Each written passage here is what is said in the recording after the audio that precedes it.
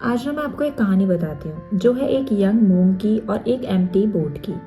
इसमें क्या होता है, एक मोनेस्ट्री में ना एक मोंग होता है और वो ना रोज प्रैक्टिस करता है मेडिटेशन की। लेकिन ना उसे हर बार जब भी वो मेडिटेशन करता है ना उसको बहुत गुस्सा आता है।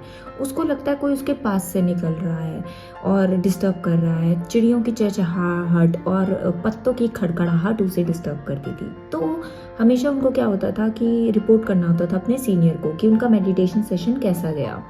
फिर क्या हुआ, एक दिन उसके जब सीनियर ने उससे पूछा तो उसने ये सारी बातें उनको बताई कि ऐसा ऐसा सेशन गया, मुझे कोई डिस्टर्ब करता है, मुझे बहुत गुस्सा आता है एंड ऑल दीज थिंग्स।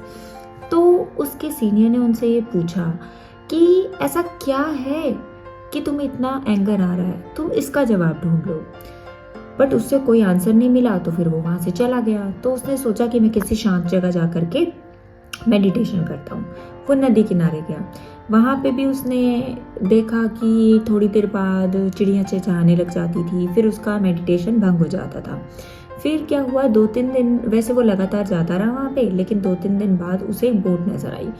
उसने सोचा इस बोट को लेकर मैं नदी के किनारे बीचों बीच चला जाता हूँ।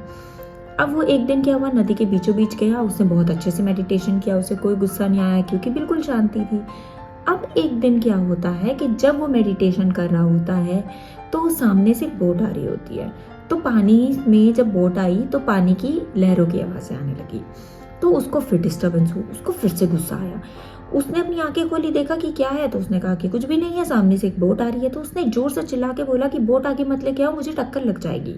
लेकिन किसी ने सुना नहीं और वो बोट आकर के टक्कर मार देती है उसकी बोट को।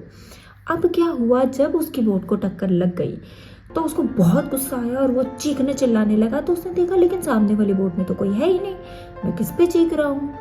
तब उसे समझ में आया कि ये सब तो मेरे अंदर है, मुझे इसे इग्नोर करना पड़ेगा। और उस दिन जब उसे समझ आ गई ये बात, उसके बाद से उसने अगले दिन से ही बाकी सबके साथ उसी टाइम पे उसी जगह पे अपना मेडिटेशन करना स्टार्ट कर दिया और अब उसे कोई भी चीज़ डिस्टर्ब नहीं करती।